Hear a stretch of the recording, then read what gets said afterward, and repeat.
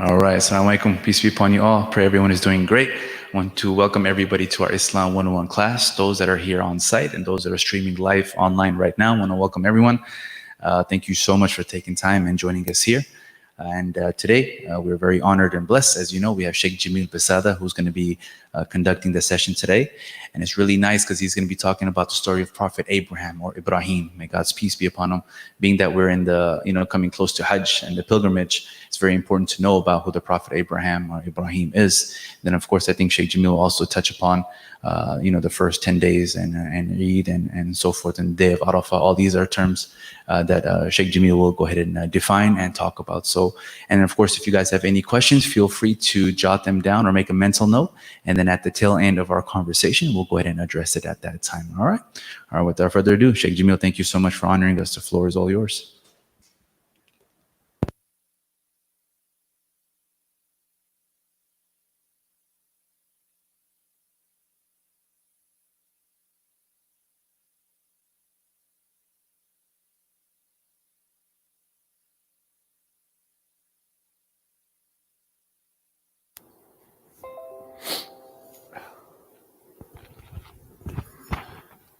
Assalamu alaikum. You guys can hear me?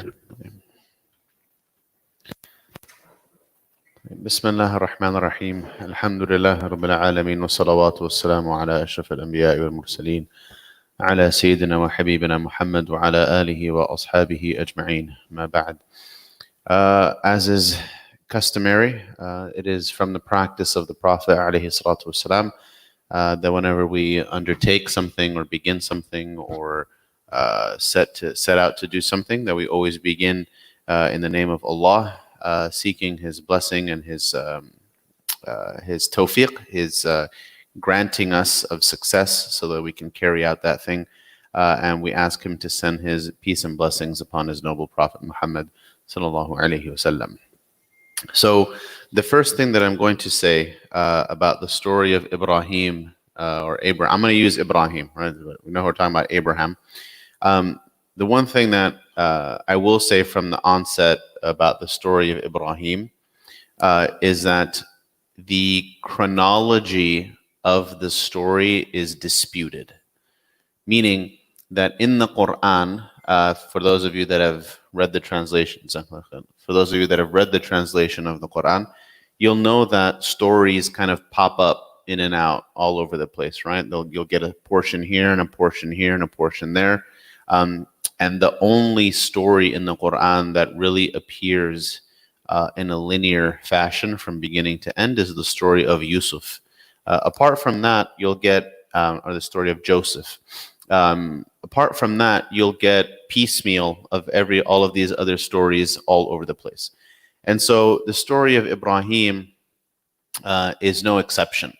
So the story of Ibrahim is mentioned in the beginning of Surah Al-Baqarah, or I should say in the beginning of the Quran, in the chapter of Baqarah, the second chapter. And then it's peppered kind of throughout the entirety of the Quran. And I think the last mention of Ibrahim is in Surah Al-A'la, Suhufi Ibrahim wa Musa. So literally from cover to cover, the story of Ibrahim can be found throughout. And so the first thing that I wanted to say is the chronology of events that I'm going to give you today is not agreed upon by all scholars, because some scholars would say that, no, this happened first and then this, and no, then this first and then that.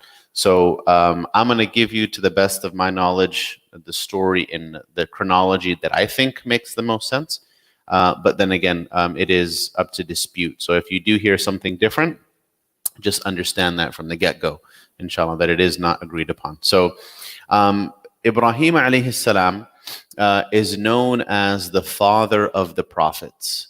From his lineage came all of the prophets. So all of the prophets from Muhammad to Jesus to Moses and Dawood, David and Solomon and Aaron and Moses and Shu'aib and all of the different prophets that we have in Islam that aren't mentioned in the Bible, and the ones that they have in the Bible that are mentioned in the Quran, all of them can trace the lineage back to Ibrahim. And so Ibrahim alayhi salam was given the distinction and the honor of being kind of the grandfather of all of these prophets. And the lineages of the prophets come from his two children, right? Ishmael or Isaac, Ismail or Ishaq. Both lineages have produced prophets. The main one, obviously, well, depends on which one, but the main one in our tradition, the main one was the lineage of Isaac, the lineage of Ishaq. From Ishaq came his son Jacob. So Isaac had Jacob, and then Jacob had Joseph, and then from that lineage going forward, you ended up with Isa, with Jesus, following all the way down. And then Muhammad sallallahu alaihi wasallam was an ancestor of Ismail.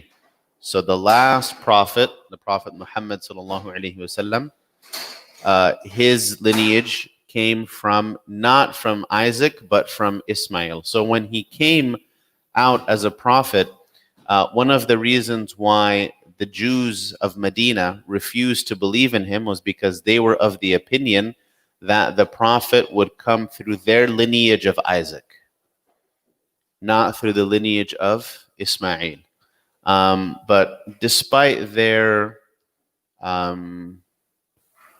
their misconception that the prophet would be coming from a particular lineage, they still saw other signs and other things that verified what they knew to be true, and yet some of them refused to accept Islam. So all that being said, Ibrahim alayhi salam is the father of the prophets. He is mentioned in 73 unique places in the Quran, 73 places in the Quran, in 25 different chapters. How many chapters in the Quran to begin with? 114. So he's mentioned in 25 of them. Okay, in 25 of them. What does the name Ibrahim mean? So Ibrahim, it is said, is a name that was given to him by Allah specifically. And his original name was Abram. Abram. And Allah gave him this name of Ibrahim. So what does Ibrahim mean linguistically if we were to break it down? So Ab, right, comes from father, right? Ab comes from father. And Rab comes from great. This is in the early Semitic languages. And Him means people. Him means people. So Ibrahim, the great father figure, the great father of the people. And that's what his name came from. So Ibrahim alayhi. So now we're going to get into the actual story of Ibrahim. One thing that I would like us to pay attention to in the story of Ibrahim is that his story is not unlike many of our stories. And when I say ours, I mean as converts. Because he was constantly dealing with people around him who were not Muslim. Whether it was his father, or whether it was the people around him, whether it was society at large, or whether it was the ruler, as we'll see when we get through the different stories. There came a point where he was the only Muslim alive that he knew of. Right? So, and I think that there's a lot that we can kind of sympathize with as converts with the story of Ibrahim. And the thing that I wanted to really highlight in the next, 30, 40 minutes or whatever, is look at kind of the stages of development of the da'wah of Ibrahim. Yeah, so not only do we want to examine like the chronological order of events, but the Quran mentions 3 main da'wah things, or events that Ibrahim did. And you'll notice from the first one to the second one, from the second one to the third one, how there was like a development or a maturation in terms of how he was giving da'wah.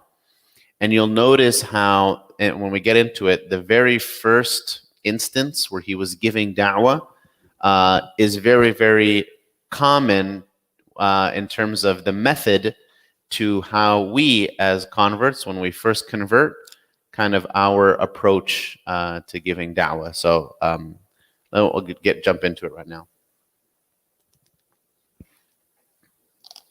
So Ibrahim, alayhi salam, peace be upon him, was born in Babylon.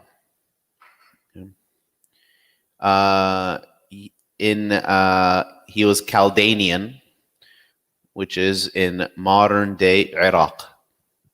So Ibrahim was born in modern day Iraq. And the da'wah started, his da'wah started with the person that was closest to him, which is the way that da'wah of prophets always begins. If you look at the da'wah of the Prophet sallallahu alaihi wasallam, who was the first person he gave da'wah to? His wife Khadija. Adam alayhi salam. He only really had one person to give da'wah to, but his wife, right? And Yusuf, who was Yusuf closest to? The men in the jail. They were spending 24 hours a day, how many years together? Gave da'wah to them. So da'wah is always going to be administered or towards the person that's closest to you.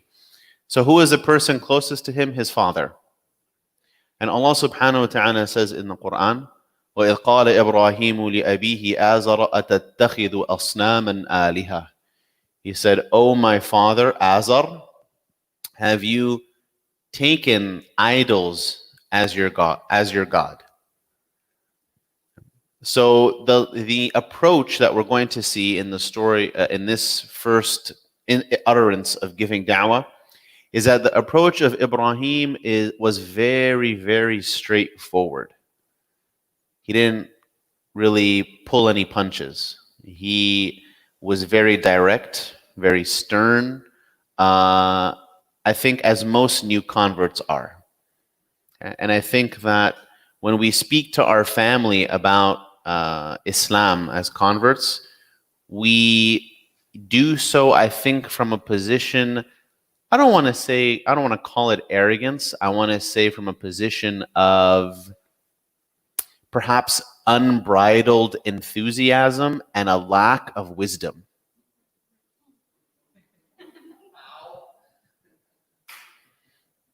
Agree or disagree?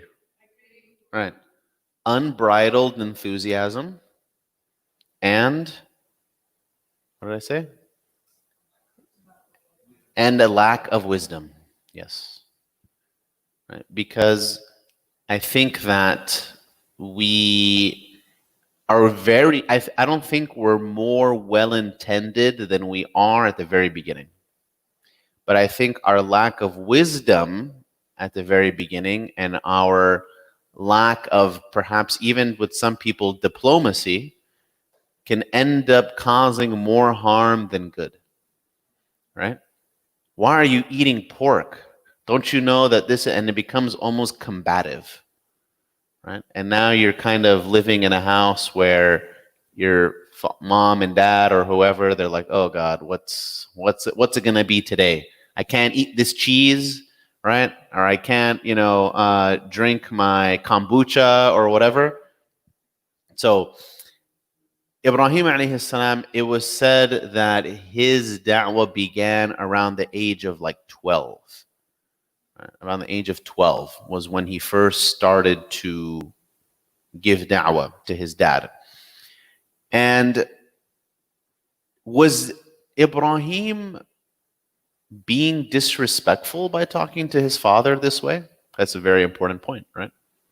I mean, Islamically speaking, we are told to honor our parents, right? To respect them, to hold them in high regard. And yet the Prophet himself, Ibrahim, right, is perhaps talking to his father in a way that at such a young age would come off as, not very respectful. So what is his justification for speaking to his father this way? So the ulama have said that he had a knowledge that his father did not have, right? Not to mention that leadership is given to people of knowledge, and the best leaders were those that were most knowledgeable. And so Ibrahim was given something from Allah subhanahu wa ta'ala at that very early age, with this knowledge and this wisdom. But perhaps the approach of Ibrahim was a bit, as I mentioned, unbridled enthusiasm. And so Ibrahim was incessant with his father, constantly after him, constantly talking to him. How do you worship something that doesn't speak? How do you worship something that doesn't hear? How do you worship something that doesn't eat or drink, that can't even defend itself? To the extent where Ibrahim's father eventually told him, if you don't get away from me, لَأَرْجُمَنَّكَ, I'm going to stone you to death, basically. So what was Ibrahim's response at that point when he knew that he wasn't going to get any further? قَالَ سَلَامٌ عَلَيْكُمْ. Assalamu alaikum. I'll see you later. Because I think that we as converts also need to realize that we are not responsible for the salvation of the people around us. We are responsible to deliver a message, right? And we are responsible to be good ambassadors, and we are responsible to portray a correct and proper image of Islam. But whether or not this person accepts Islam is not up to me, right? And we know that from the story of the Prophet ﷺ, when he was constantly giving da'wah to his uncle. He was calling his uncle to Islam, right, for years. And his uncle was the biggest supporter of Islam, financially, physically, morally, right? Always encouraging his nephew to go, to keep going, to continue, to hold firm on his principles, etc. But on his deathbed, what did he say? عَلَى مِلَّةِ أَبِي عَبْدِ الْمُطَّلِبِ, upon the religion of my father, Abd al-Muttalib. And he died in that state. And then the Prophet ﷺ said, you know what? I'm going to seek your forgiveness until I'm forbidden from doing so. And then Allah revealed verses about that. And he said, إِنَّكَ لَا تَهْدِي مَنْ أَحْبَبْتَ وَلَكِنَّ اللَّهَ يَهْدِي مَنْ يَشَاءُ مِنْ عِبَادِهِ. So you do not guide those whom you will, O Muhammad sallallahu alaihi wasallam, but I am the one that guides. So guidance in Islam then can be classified as two types. There are two types of guidance in Islam. There's hidayatul irshad and hidayatul tawfiq. And there's two types of guidance. There's guidance of telling and informing someone about Islam, which is our job. And then the second type of guidance is hidayatul tawfiq, the guidance of someone actually converting. This second part is not up to us. We don't have any control over that. Right? But what we do have control over, and what we are obligated to a certain extent to do, is hidayatul irshad. This type of hidayah. And that's why the Prophet ﷺ said, "Anni walau ayah." Share about me, even if it's one verse from the Quran. Share it. He didn't say what? Convert 5 people, convert 10 people, make sure you convert 100 people. You're not a Muslim unless you convert 10 people, like a pyramid scheme. He never said that. Because hidayah, this type of hidayah, only comes from Allah. And we can have a person in the belly of the beast, and somehow, some way, they will find themselves to Islam. And we can have a person born and raised in Mecca, and if Allah doesn't will it, that guidance will never penetrate their heart, no matter what it is around them. So our responsibility is to guide, but that ultimate step, right? The difference between Muslim and non-Muslim, the difference between Iman entering a person's heart and otherwise, is only from Allah, not from us. And so Ibrahim realized at that point, I've been calling my father, I've been doing all of this type of guidance, and he threatened me with death at the end of it. So I knew that my job was done. And he said, you know what, Dad? Assalamu alaikum. I'll continue to make dua for you. And this is another lesson that we can gain from that. Is that when we're constantly calling people towards Islam, whoever it is, our father, our mother, our wife, our husband, or whatever, and it's not clicking with them, right? Instead of like getting upset with them, instead of yelling at them and getting into an argument with them, do the best that you can. And continue to do the best that you can. But remember, there is as we talked about, I think last time, right, with the dua, there is always a hidden, unseen component that we forget about. Right? And that element of the unseen is an element that is profoundly underrated. If I give them enough books, if I give them enough YouTube videos, if I make the most logical arguments in the world and they have no counter argument, they have to accept Islam. No, it doesn't work like that. That spark only comes from Allah subhanahu wa ta'ala.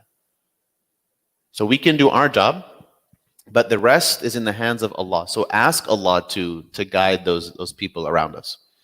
And so as converts, another lesson that we can take from this one little story is that relationships can be severely strained when the difference is iman and kufr. That relationships can go through a lot of stress when the two sides are belief and disbelief. And I don't have to tell you that for those of you that have non-Muslim family or whatever, how incredibly contentious things can become when we're talking about faith and religion. Right? You want to talk about, political, Democrat versus Republican. You want to talk about, do you need to wear a mask out in public or not? Is COVID real? Is COVID not? All of these different debates that we have at home, no problem. They might be contentious, but you'll get over it. But nothing is more contentious at home when that point of differentiation is belief and disbelief. Because I've seen it get really, really bad, right? People getting kicked out of their houses, spouses or kids not talking to their parents ever again for whatever reason, right? I don't think I've ever heard of a family breaking up because the husband was a Democrat and the wife was a Republican. But I have heard about, grandparents and grandchildren not speaking because the grandmother is Christian and the grandson is Muslim. So this will always be a very, very contentious thing. And so when Ibrahim did not find success at home, he expanded his circle and he went out to his immediate community. And he went to his people and he started asking them, again, these very straightforward, unbridled enthusiasm, type of questions. And he said, why are you worshiping something that doesn't listen to you and that can't hear you and that doesn't speak? You're an idiot, basically, right? This thing is made of stone. It cannot harm you. It cannot benefit you. It cannot hear you. You put food in front of it, it doesn't eat. An animal comes crawling on it, it can't defend itself. Why would you worship something like this? Right? So you'll notice how in the second thing of da'wah that Ibrahim does, his manner changes. But let's focus on this one, right? So he says, you know what he does? He says, I have a plan. And the village had their Eid, their celebration. So everybody in the town went out to a particular area to go and celebrate this festival. And they said, Ibrahim, come with us. And he said, no, I'm not feeling very well. I'm going to stay back. And what did he do when he stayed back? He took an axe and he went to the temple or whatever, the house where all the idols were contained, and he broke every single one of them, with the exception of the largest one. and then he hung the axe around the neck of the largest idol. So when the people came back, they noticed that all of their idols were broken, and they started to say to one another, who did this? Who's responsible? And they started to say, we heard a young man say bad things about our idols. يُقَالُ لَهُ إِبْرَاهِيم. They call him Abraham. Why don't we go ask him? So they go to Ibrahim, they ask him, what do you think Ibrahim said? Ask the biggest one. He's the one that has the axe around his neck, right? Why don't you ask him? And so the Quran says that they were like, the people like looked at each other confused. Well, is it possible that the stone, somehow broke the other idols? And then, they were thinking and they were wondering. And then I think eventually kind of logic caught up to them and they said, no, it's not possible, right? It's not possible. So it must have been Ibrahim. And when they made that connection, Ibrahim was like, see, right? They can't even defend themselves. How are they going to defend you? What was their response? The number one response that we converts here when we give da'wah to our family members. You mean to tell me that my mother was wrong? My father was wrong? My family was wrong? You mean to tell me that abuelita teaching me all of this growing up was wrong? No. I refuse to believe that. Right? What do they respond to Ibrahim? وَجَدَنَا عَلَيْهِ آبَاءَنَا. We found our fathers doing this. Why would we do anything differently? So what did they do? They prepared for Ibrahim a large fire. You know what? We're going to punish him for ruining our idols. We're going to build this huge fire. And it said that it took them days to build this fire. And so notice how with people is that, and people in general, is that whenever the conversation ends, like the logical debates kind of end, people usually will resort to like physical violence, right? It's like, I can't get you to shut up logically, so I'm going to get you to shut up physically, right? And so that's exactly what the people of Ibrahim did. We can't argue with you logically or rationally because you're right, but we'll burn you so we don't ever have to hear you again. And so what happened was is that they dug a large trench, and it took them days to kind of collect all of the wood for it.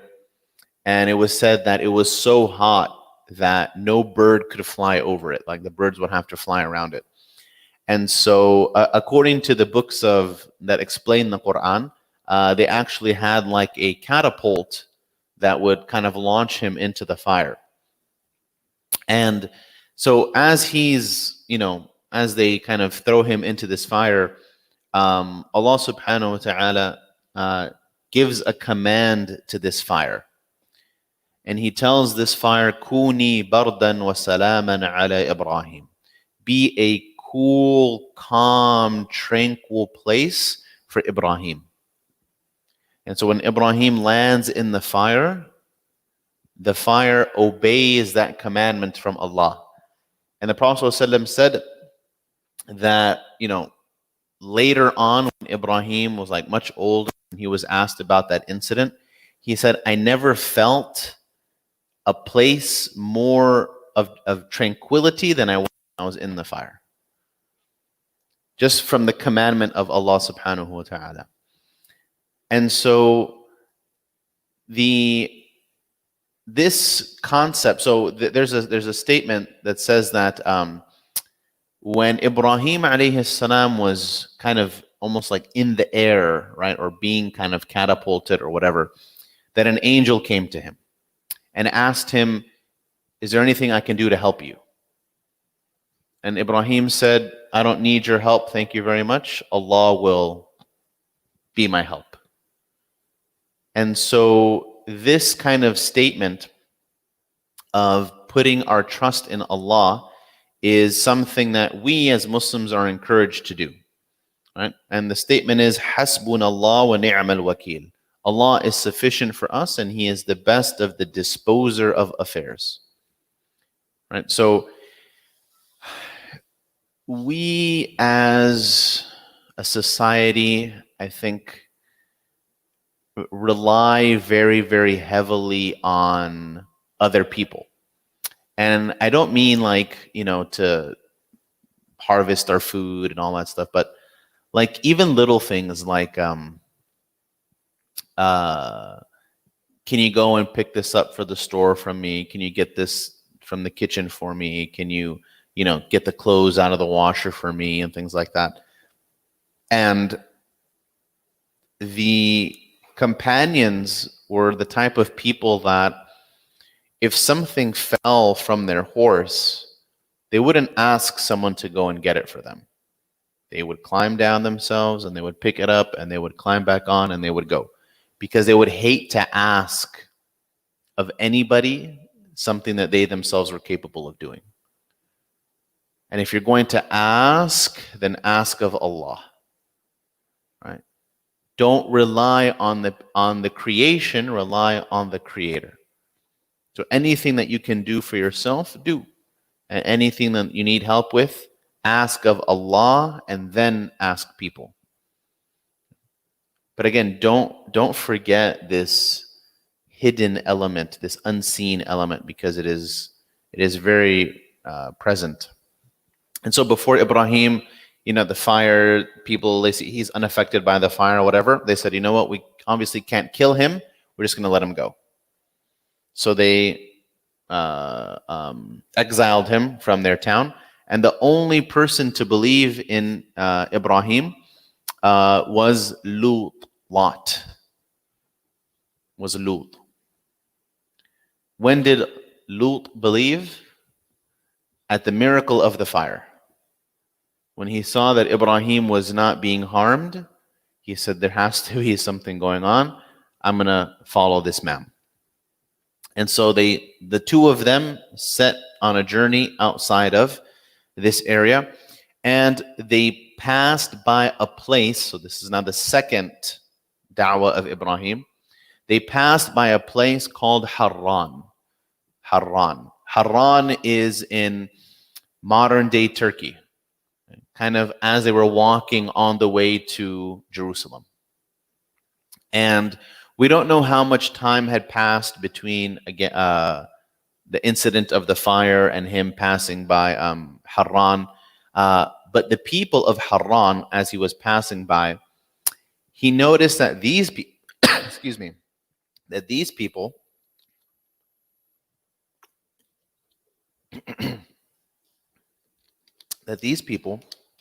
didn't worship idols. They worship stars. So a totally different type of religion.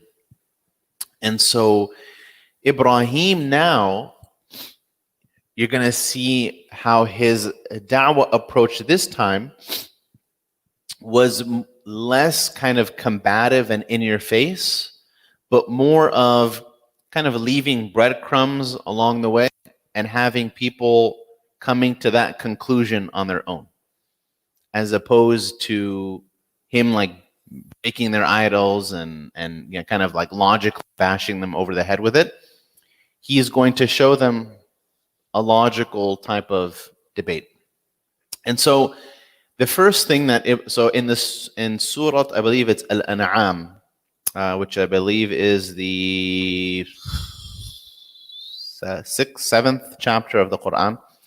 Allah subhanahu wa ta'ala mentions a conversation that Ibrahim has with the people of Harran.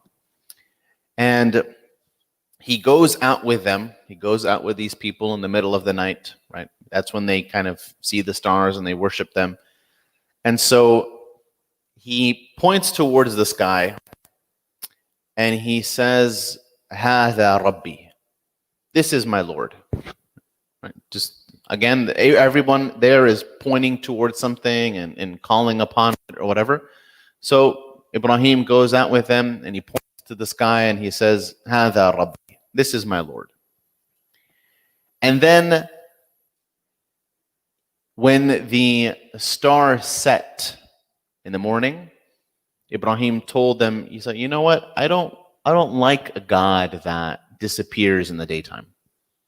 So tomorrow night, I'm going to pick something else.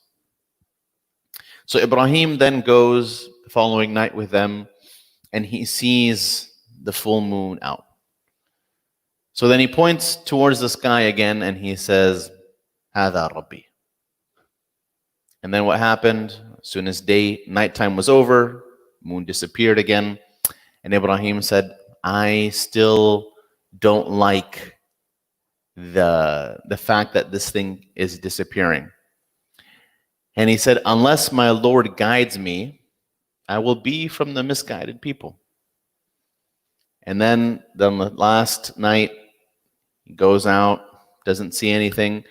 When the sun rises, again he points to the sky and he says, هذا ربي هذا أكبر. He says, this is my Lord, it is the biggest one, or the greatest one. But then, when the sun set, same issue again, right? And so he says to them, I am, because I picked on, I'm going to get to it in a second, but what he's telling them is, look, I picked on the star, I picked on the moon, I picked on the sun, all of these things that you guys are picking on, and they all disappear. So I am going to choose a Lord that never disappears. And he says, I am free from everything. أنا بريء مما تشركون. I am free from everything that you are associating partners with. And I have turned my face to the one who created all of this. Okay? And here's the thing. Here's the question. The question that I think for those of us that have had more experience in Islam have probably wondered, when Ibrahim is having this conversation with these people, did he actually believe that the sun and the moon and the stars were a god? Because he's saying, هذا ربي, هذا ربي, هذا ربي, right? Or not? So some of the scholars have said, well, again, depending on where in the chronology you put the story, right? Because if the story is the first story that happens, right, then guidance came after that, right? So maybe. But some of the other scholars have said that, and I think obviously the correct opinion is that, number one, is that every single one of us is born upon the fitrah, right? Is born upon this natural disposition or inclination to believe in God. And it isn't until we grow up and see things and hear things and whatever that fitrah, that natural inclination or disposition, gets watered down and eventually disappears. But every single one of us is born, or born with this pre-installed software. Okay, and the Ibn Kathir mentions, one of the scholars, he mentions that how is it possible that a person born on this fitrah and a prophet nonetheless would have deviated so far from the fitrah? So it's not possible, right? So he said that this was kind of a logical type of argument that he's giving towards these people. So then they say, well, how do you answer he's pointing, right? And he's saying, this is my Lord, this is my Lord, this is my Lord. How do you kind of respond to that? So linguistically speaking, is a very interesting explanation. So what are the three things that he's pointing to in the Quran? The first one is Kawkab, the second one is, and the second one is Shams, or the third one is Shams. A planet or a star is a Kawkab, Qamar is the moon, and Shams is the star, or is the sun. In Arabic, we have nouns have gender. Okay? So in English, the only genders we give to nouns are either people or animals, right? But the table, the water bottle, the door, they don't have gender, right? They're all gender neutral. But in Arabic, right, the table is feminine, the door is masculine, the bottle is feminine, right? So everything's going to have a gender. And so the Kawkab, the Qamar, and the Shams in the Arabic language all have a gender. Well, what is it? Kawkab in Arabic is masculine, and I'll explain why this is important.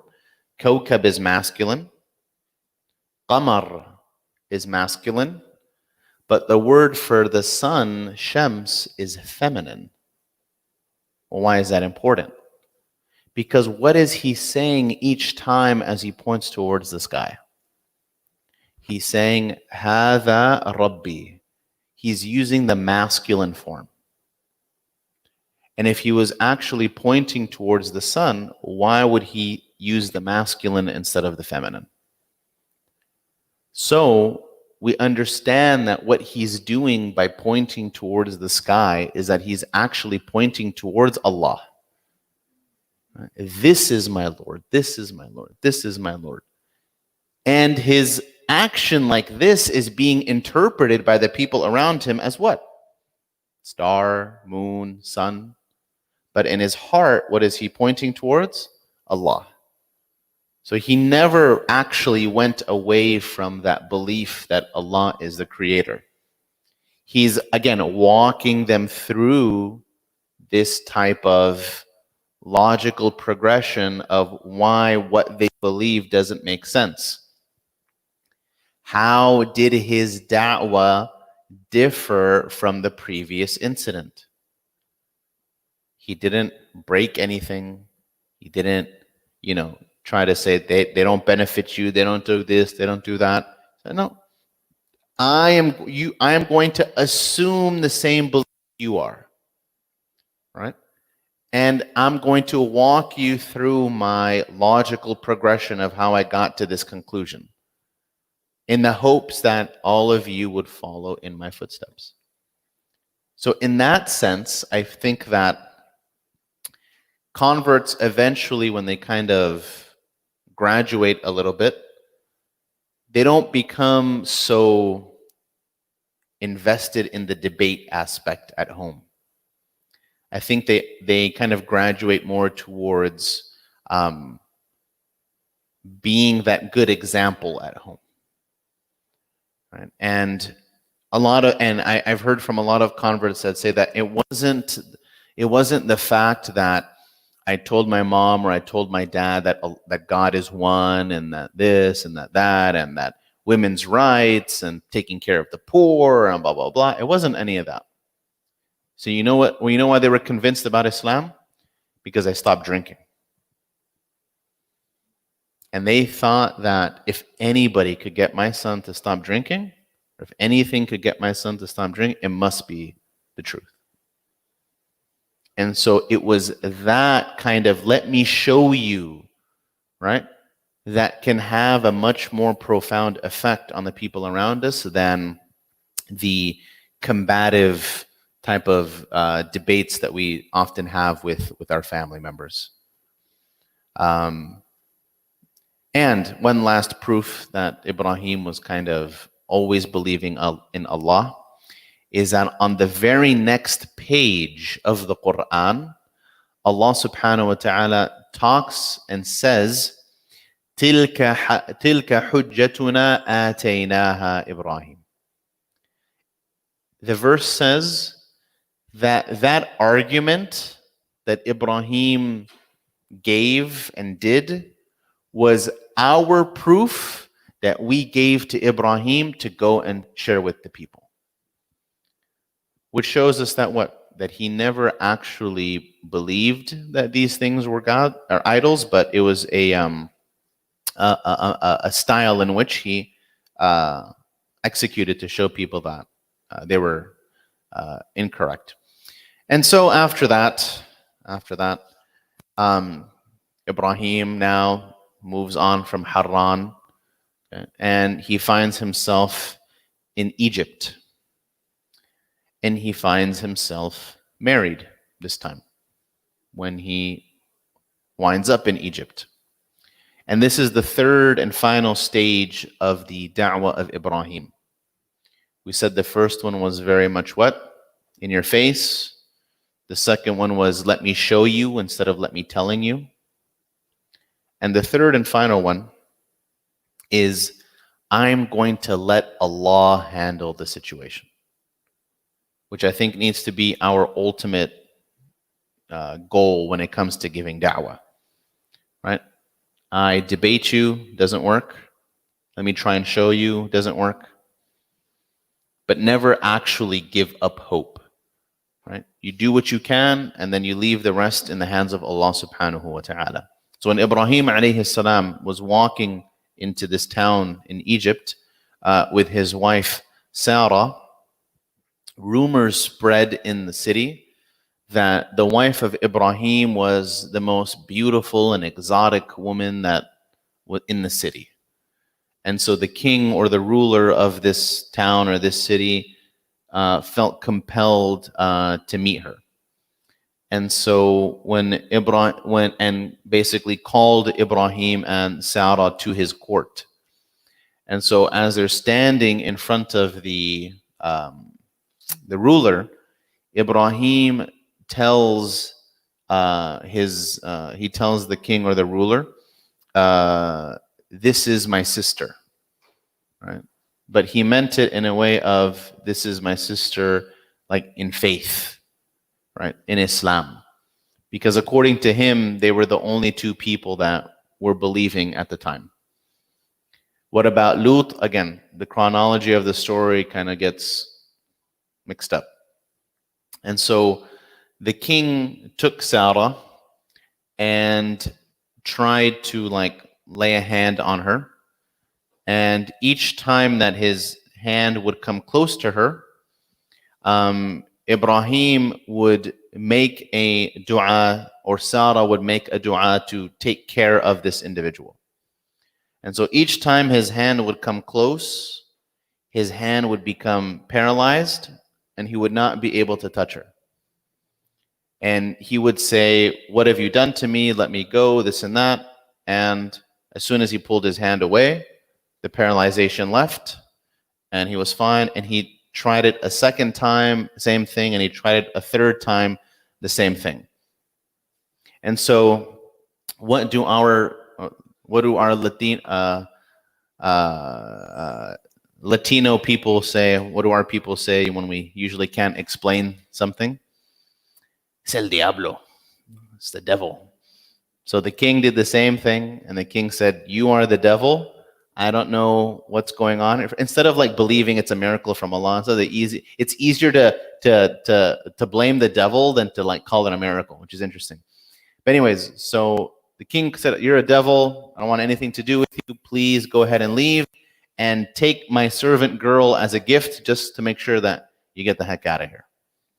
And so this is where the conversation that Ibrahim had with the king, because Ibrahim was trying to establish to the king that Allah was the actual person in charge of the dominion. And the king said, no, I'm in charge. So Ibrahim said, okay, my Lord gives life and takes it. Can you do that? He said, yes, I can. Bring 2 people in here. Bring 2 prisoners in here. You're free, boom. Execute him, dead. Life and death. God does it, I can do it too. It's okay. Ibrahim doesn't even try to like argue with him. He says, okay. He said, my Lord brings the sun from the east. You bring it from the west. فَبُهِتَ الَّذِي كَفَرَ. So the king, totally confused and shut down, didn't even know what to say in response. Right? ربي يأتيها من المشرق فأتيها من المغرب. Right? My Lord brings it from the east, you bring it from the west. It was said that Ibrahim alayhi salam never lied except for 3 times in his life. And even then, they were not lies. They were what we would call in Arabic tawriya, which is what I'm saying to you is factually true, right? And I'm saying it in a way to make you believe what I want you to believe, but in actuality, I'm not confirming what you're actually saying. For example, I have a great story for this. One of my friends traveled, when we were students in Medina, traveled to Unayza, which is like a city out in the middle of Saudi Arabia, because that's where one of the famous sheikh of Saudi Arabia, Sheikh Salih ibn Uthaymeen, was had his school and his libraries there. And if you go there, like they give you free books and stuff. So some of these students, they went to Unayza because they had just graduated with their. If for a graduate, they give you free books. So they went to get their free books, and the guy was like, okay, I'll give you guys your free books or whatever, but we're going to ship it to the university. You can't take it home with you right now. So my friend was like, oh man. I think it was like a Monday or a Tuesday or something, right? And he's like, and so my friend was like, I can't wait. I'm not going to wait till it's going to take months. And if you've ever know anything about Saudi Arabia, I wouldn't have faith in it either. So my friend was scheduled to travel in a couple weeks back to America on like a Thursday or something, right? And so he tells the guy, brother, I'm traveling on Thursday, right? But it wasn't like this Thursday, right? It was like a Thursday, right? So he's like, brother, I'm traveling on Thursday. And he's like, you're traveling on Thursday? He's like, this Thursday you're traveling? Like he puts him on the spot. It's like, there's no way you can get out of it, right? So you're traveling this Thursday? And so my other friends that were there kind of look at him like, oh, how's he going to get out of this one, right? And so he's like, there's only a few hours left, right? There's only a few hours left. And he's like, oh, okay. And he gives them the books and he takes the books home. So these types of like little like manipulations and language or whatever, right? And so anyways, the 3 things that Ibrahim said or did that are like white lies, but they're like just, you can interpret it another way, is when he told his people, when they invited him to go out and celebrate, he said, Inni saqim, I'm sick. Right? But he wasn't physically sick.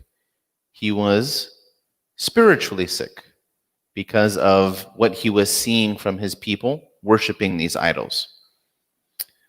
The second little thing that he told was when he told his people, right? بل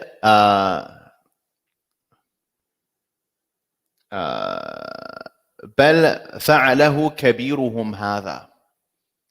When they asked him, who did this? Who broke our idols? He said, the biggest one did. Ask him. So not that it actually broke the idols, but who was responsible for the situation that they were in. The biggest one because it was the oldest one. Okay? And then the second one, the last one that I talked about was that he told that his wife Sarah was not his wife, but he told the king that it was his sister.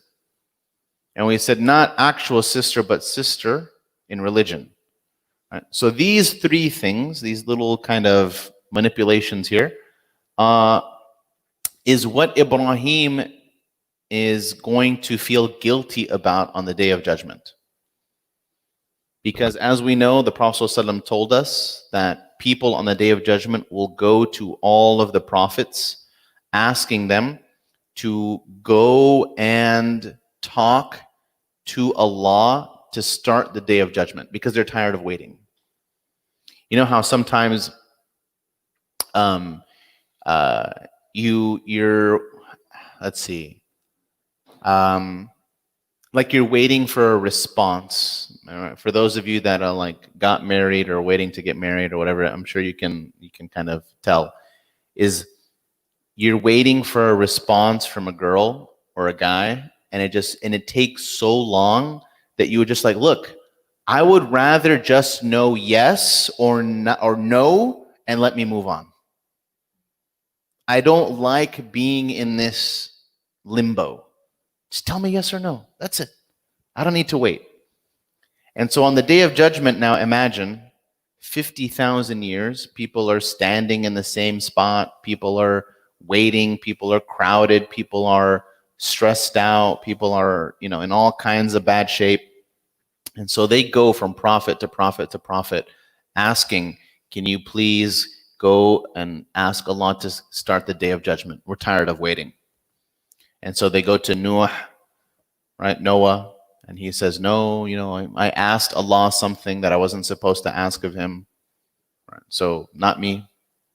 So they go to Ibrahim, and Ibrahim says, no, I told 3 lies.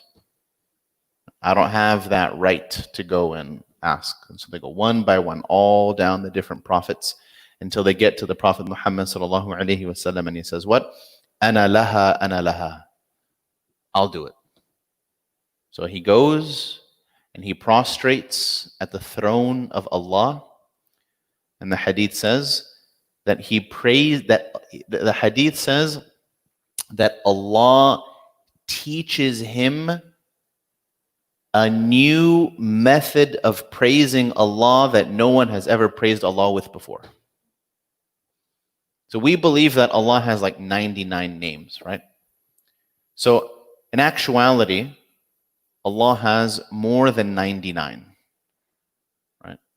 Some of them He's taught us, and some of them He's actually holding for the Day of Judgment to teach the Prophet ﷺ, so that he can praise him in a manner that is so unique that he will be obliged to start the Day of Judgment.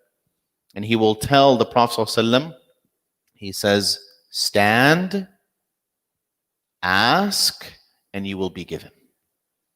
And then that's when the Prophet ﷺ will ask, and that's when the Day of Judgment will begin. There's still a lot. Because there's a story of Ismail, and actually, this is more relevant because it's Hajj and stuff. Okay, so I'm going to speed through the next couple things. So the Hajar was given as a gift to Ibrahim from that in Egypt. Ibrahim took her as a wife. And Ibrahim had a son she was given as a servant to Sarah, and Sarah was given as a gift to Ibrahim because Sarah was unable to have children. So she gave Hajar as a gift to Ibrahim, and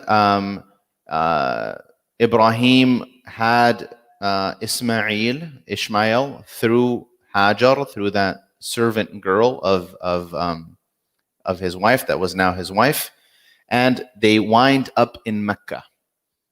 So Hajar, Ibrahim, and Ismail, like a 2-year-old. Ibn Kathir says that, or Ibn Hajar says that Ismail was 2 years old. He goes and he takes them to Mecca.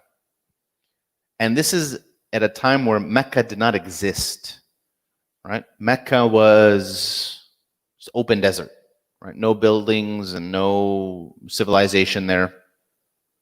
And he leaves his wife Hajar with a sack of dates and some water. and starts to walk away. And she says, well, why are you leaving us here? How can you leave us here in the middle of nowhere? And Ibrahim doesn't say anything. And then she asks, is this a commandment from your Lord? Did Allah command you to do this? And he said, basically indicated yes. And she said, then Allah will not neglect us. And so some time passed, they ran out of food, they ran out of water. And Hajar goes to the nearest hill to see if she can see any food or any water in the horizon. She goes, she climbs up, and this mountain we know today as Safa, mountain of Safa. She goes, she looks, doesn't see anything. She climbs down the hill, and there was a certain point in between these two hills that she's walking towards the second hill. There's a small kind of piece of land here that is preventing her from seeing her son Ismail. So I want you to picture like this, okay, like this, and I'll put it over here like that. So Safa and Marwa is the next one. So she's standing here, she's looking in all directions, and as she comes down, there's some type of obstruction in her vision because her son Ismail is over here. So from here she can see him, but she can't see him from here. So as soon as she reaches this kind of physical obstruction, she runs. She runs past it as fast as she can so she can get to the other side, and now she has eyes on her son again. And she goes and she climbs up the other mountain, looks in every direction, can't find anything, and she does this 7 times. And this is where our practice of running between or walking between Safa and Marwa, when we perform the minor or major pilgrimage or Umrah or Hajj, this is where that practice comes from. And so in the meantime, Allah subhanahu wa ta'ala had sent an angel to go and with the tip of his wing kind of dig a small hole in the ground. And from that small hole, water started to come out. And so when Hajar saw this, she went to that small hole and she started to kind of pool the water. She started to create like a little cistern or something like around it to kind of collect the water. And so she was trying so desperately to pool it because she didn't know how much water there was.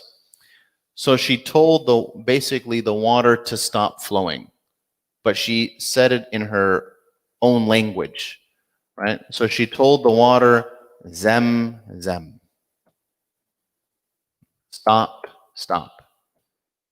And that's where we get the name of the well, Zamzam, from her telling the water to basically stop flowing. Prophet ﷺ said, may Allah have mercy on Hajar. Why? Had she left the water alone, it would have been a flowing river. But because she kind of pooled it in this sense, it remained a well. And it remains a well to this day. And the miraculous thing about this well, for those of you that are into geology, is that most naturally occurring bodies of water, like groundwater, are usually found in land that is comprised of sedimentary rock. You familiar with sedimentary rock? Guys, sedimentary rock? No, not really. So a layer of soil, and then a layer, and then a layer, and then a layer. Water gets trapped somehow. Then another layer, another layer, another layer.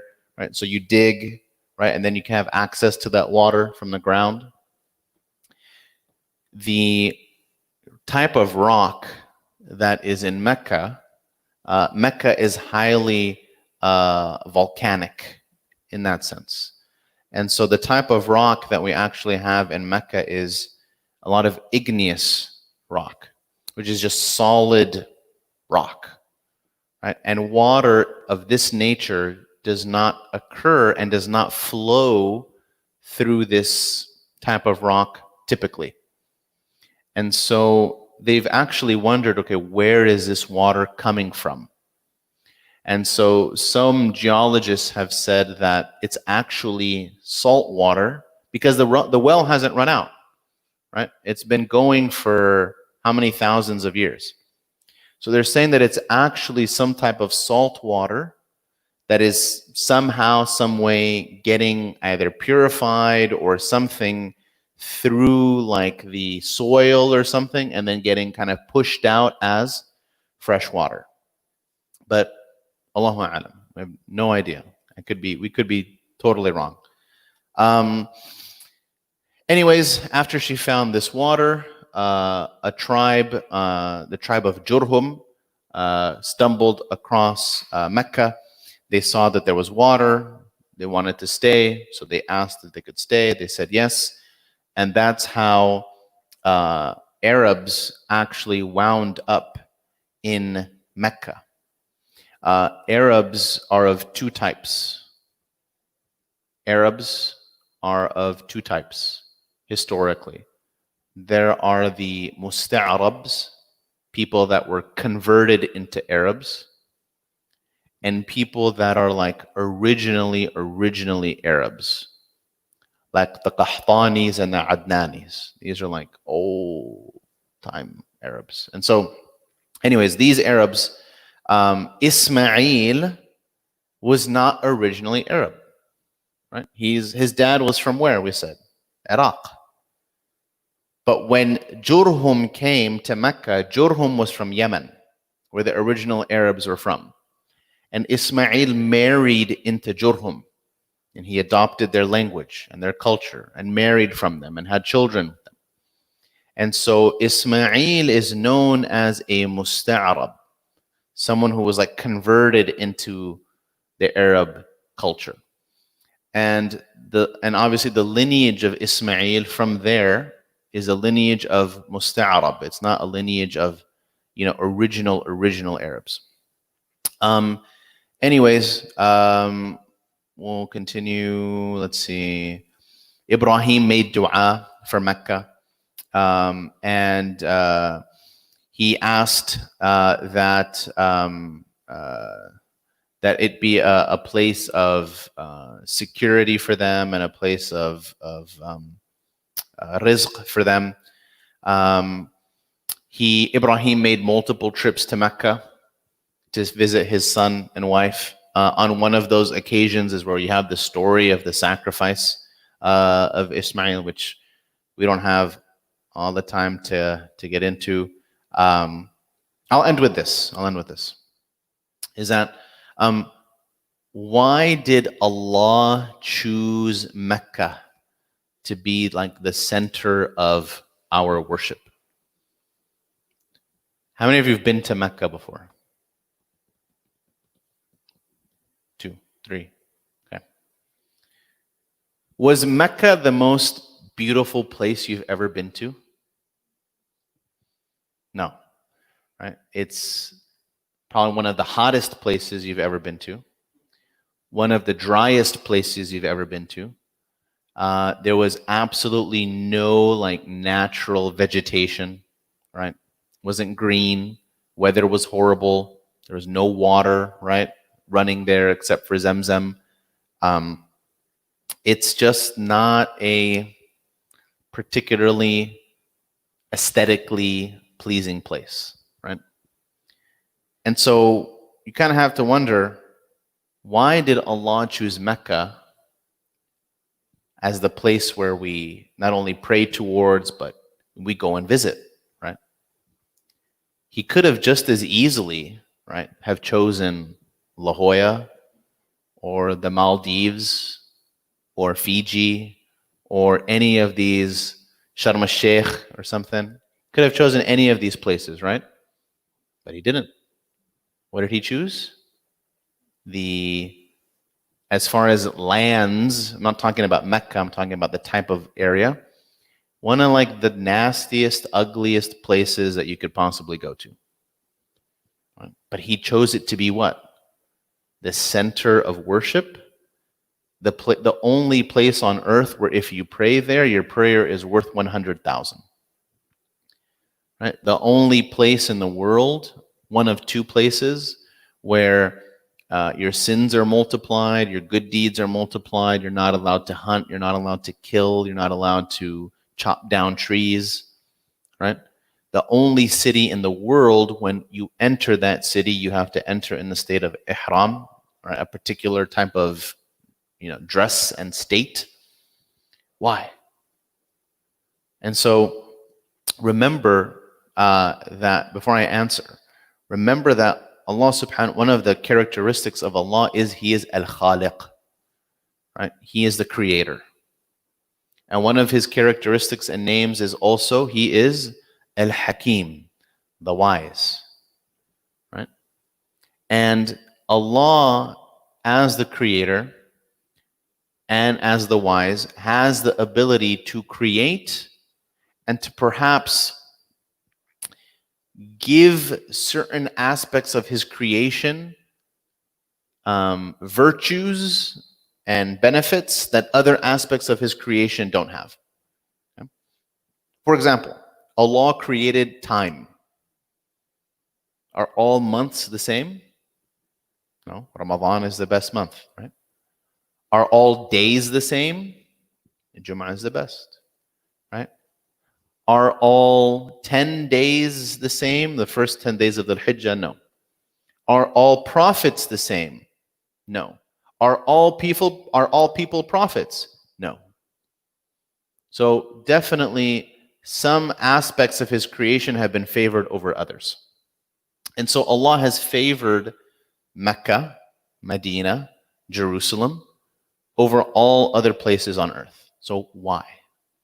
So one of the scholars of Medina was asked this question.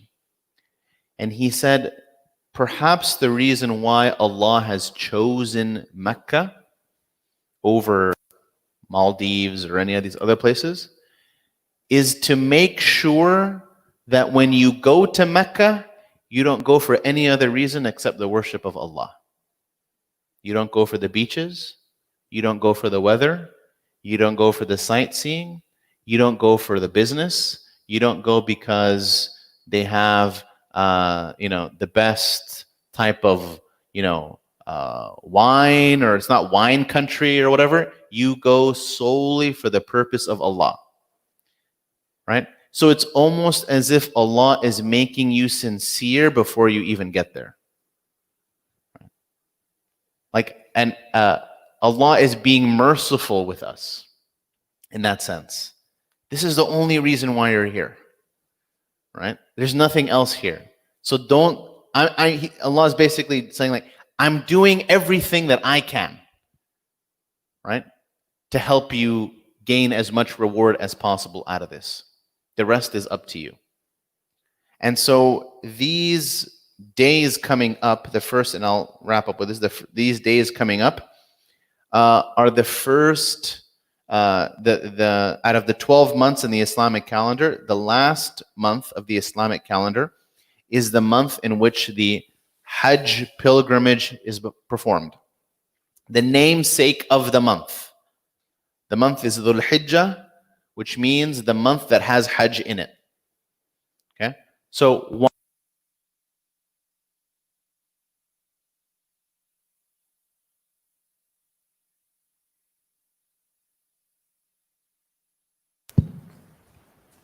the Prophet ﷺ said that there are no days on the calendar, days like daytime hours. There are no group of 10 days better in the year than the first 10 days of Dhul Hijjah. And the Prophet ﷺ encouraged us to do as many good deeds as we can in those first 10 days, because the reward is multiplied during those days. It's like the happy hour, except 10 days, right?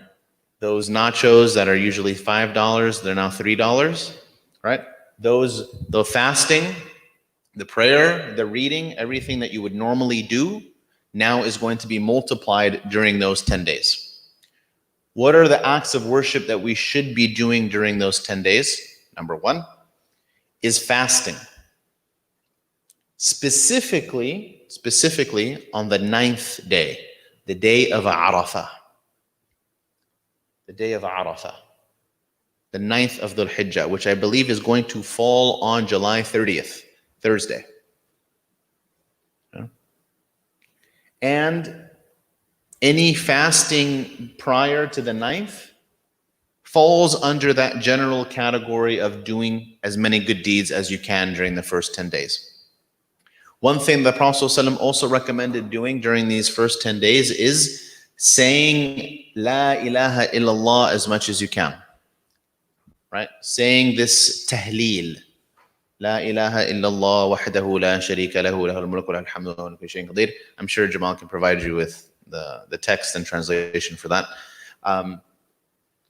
By and large, just make sure that you're doing something positive, something above and beyond what you would normally be doing during these first 10 days. And then obviously the 10th day of Dhul Hijjah is the day of Eid, our second one of two religious holidays. It is impermissible to fast on this day.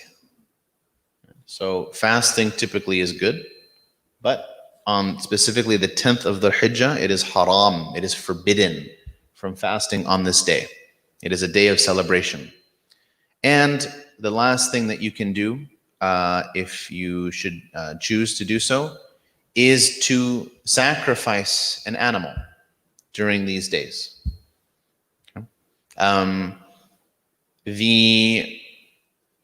We as Muslims tend to, Prophet ﷺ said, خَيْرُ النَّاسِ أَنْفَعُهُمْ لِلنَّاسِ. The most beneficial, the best of people are those that are the most beneficial to the people around them. And so one of the ways that we can be beneficial to people is by feeding the poor. And this is a sunnah that we do during the days of Hajj. The Prophet ﷺ, when he went and performed Hajj, as a person performing Hajj, he only had to sacrifice one animal as performing Hajj. But during Hajj, he sacrificed an additional 99 animals. For the sake of what? For the sake of feeding the people in Mecca. And so, for those of you that have an opportunity to either go to Chino or purchase an animal and slaughter it yourself, or pay to have an animal slaughtered and distribute the meat. Actually, myself, I usually go for Hajj during these days, but with COVID, it's closed. But usually when I go, we purchase animals in Mecca, and then we distribute the meat to Burmese refugees in Mecca. And so now, because I can't go, I'm not actually going to do it, but we are still collecting for that. So if that's something that you're interested in doing, that's also another option. I believe like a goat in Mecca is like $150 or something like that. So it is not an obligation to do, right? I know that $150 is a lot of money, but for the people that can do it, it is definitely highly recommended, and it is a practice, a recommended practice to do during these days. Okay, so with that, I know I've gone way over my time, so I apologize for that. Ask Allah subhanahu wa ta'ala to benefit from the best of what we listen to. Ask Allah subhanahu wa ta'ala to accept from us our deeds, not only in the first 10 days of Dhul Hijjah, but throughout the year. We ask Allah subhanahu wa ta'ala to accept our fasting, inshallah, on the 9th of Dhul Hijjah, on the day of Arafah.